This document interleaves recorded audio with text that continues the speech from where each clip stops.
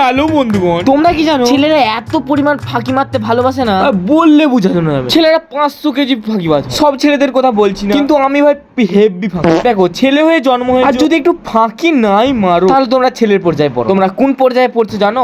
ইস না বলবো না, এক্ষুনি শরমে লেগে যাবে। যাই হোক, আমরা কোড়া রোদে বেরিয়ে পড়ি ফাঁকি মারতে। ইনস্টিটিউটের ম্যামকে বলে বেড়াই আমরা বই আনতে যাচ্ছি, কিন্তু আসলে না, আমরা মেয়ে দেখতে যাচ্ছি।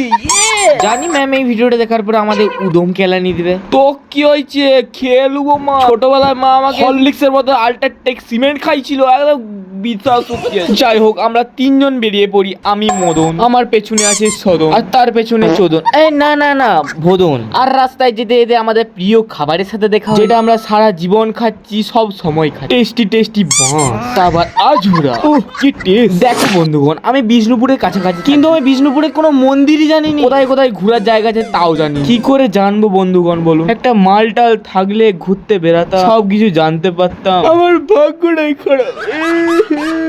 যাই হোক, দুঃখ করে লাভ নেই, যবে হবে তবে দেখা যায়। তারপরে আমরা লেগে যাই মূল উদ্দেশ্যতে, যেটার জন্য আমরা এসেছি, লড়কি লোক ঢুঁড়নে কে লিয়ে। কিন্তু কেউ নেই, মানে দেখো পুরো জায়গাটা ফাঁকা, একটা কেউ নেই। ভগবান এমনি কেন আমাদের সাথেই করে? সিঙ্গেল তো বানিয়েছে, আমাদেরকে দেখার চান্সটাও দিবে নাই। আবার এইদিকে গাছ কাটছে না, নাক ঝাড়ছে, কিচ্ছু বোঝা যায় না। ভ্যানর ভ্যানর করে যাচ্ছে, করে এদিকে যে আমাদের কষ্টে বুকটা ফেটে যাচ্ছে, সেটা আর বুঝছে না। এই সময় একটা হেভি গান মাথায় এলো। আশা ছিল মেয়ে দেখবো বলে, মনে ফুর্তি জেগেছিল, এসে দেখছি মেয়ে নেই, ঘর পালাচ্ছি ফুরফুরি চেপে।